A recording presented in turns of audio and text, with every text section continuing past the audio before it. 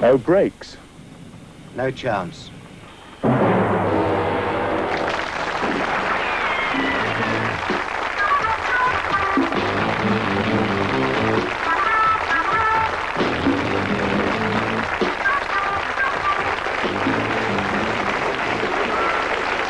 Hello, and welcome to a fast start WhoDunnit, and to our resident panelists, Miss Anushka Hempel and Mr. Patrick Mower, whose brilliant deductive power solved last week's crime. Try to do it again, Patrick.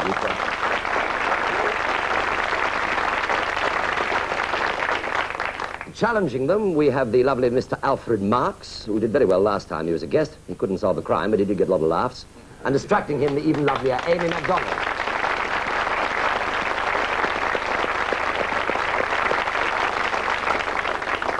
Welcome also to our studio panel. And there they are.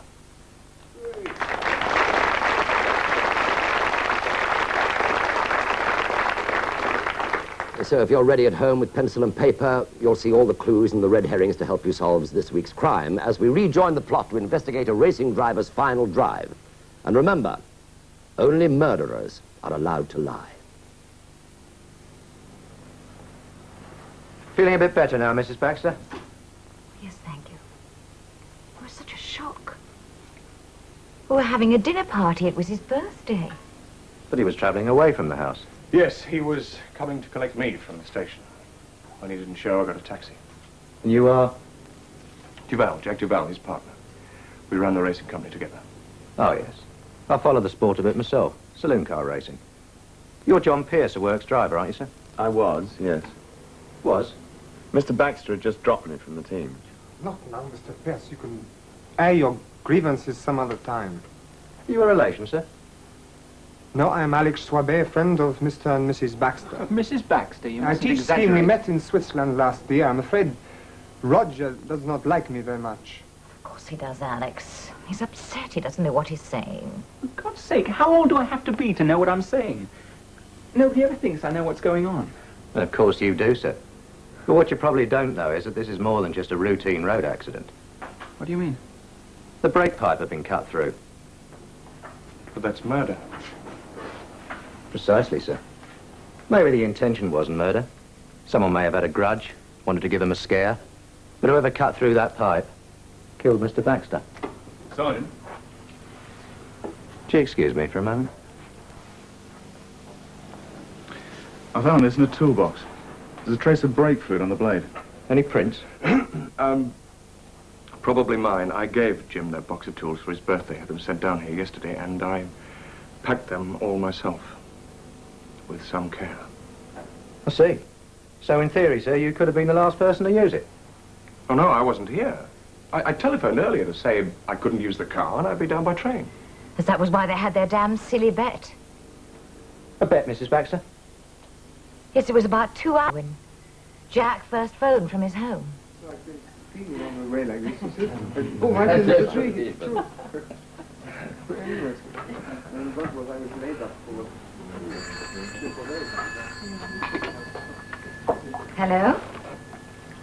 Oh, hello, Jack. Yes, it's right here. Jack, where the hell are you? Don't tell me you can't make my birthday party. What? Your chauffeur's pranged the car. Well, you'll just have to use the trains.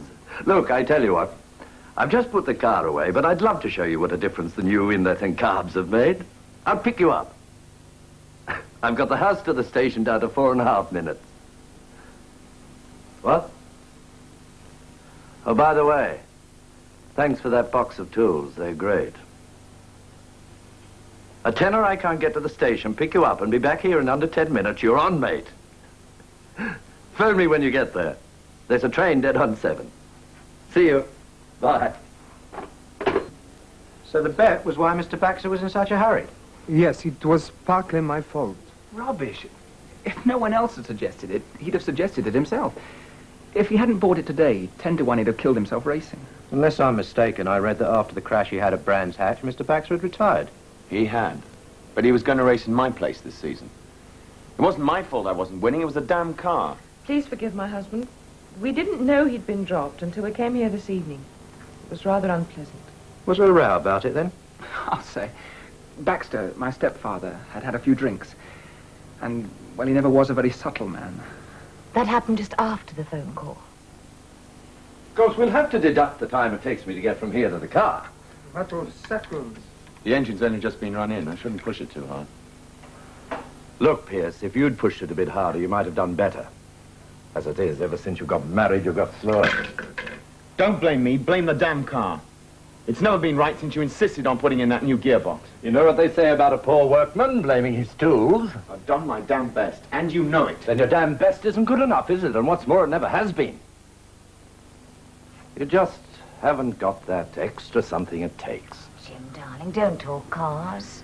It's your birthday. Yes, happy day, stepfather. Don't you talk to me in that tone of voice. I can use whatever tone I like. I don't work for you, so I don't have to worry about my job. No, and you won't be working for me either.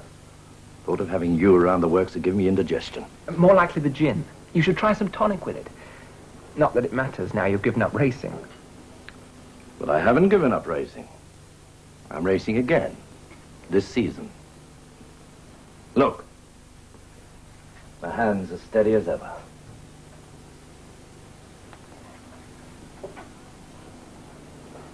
What car will you be driving? The car your husband couldn't make go fast enough. Jack Duval thinks I drive fast enough. Jack Duval's got 49% of the shares. My 51 says you're not driving.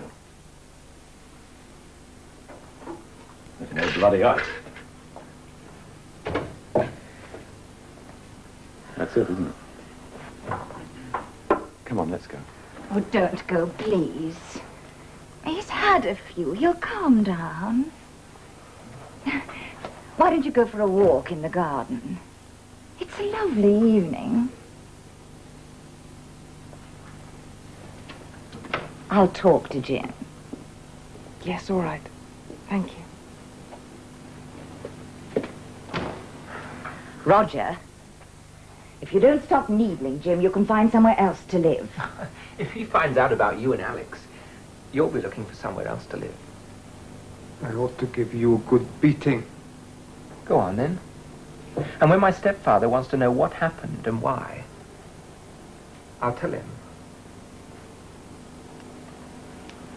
So go on. Get it out of your German system. It is my Swiss system, and one day I will. And where are the Pierces? I've gone for a walk in the garden, and I'm going upstairs to change. I hope I'm not supposed to change. I don't suppose you'll ever change. You could wash your hands before dinner, though. I was working on my motorbike. That was this morning. There's a tin of instant removal in the garage. Use that.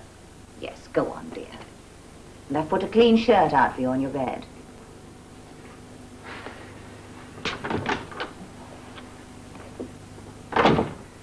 It's not easy, Major. It's not easy being 55. 6, darling. Not until midnight. You know, I never thought I'd live to be 56.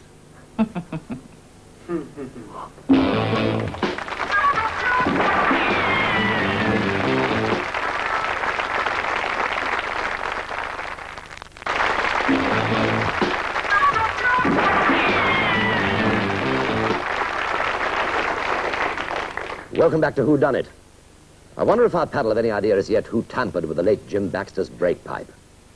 Was it his stepson, Roger? A very aggressive young man.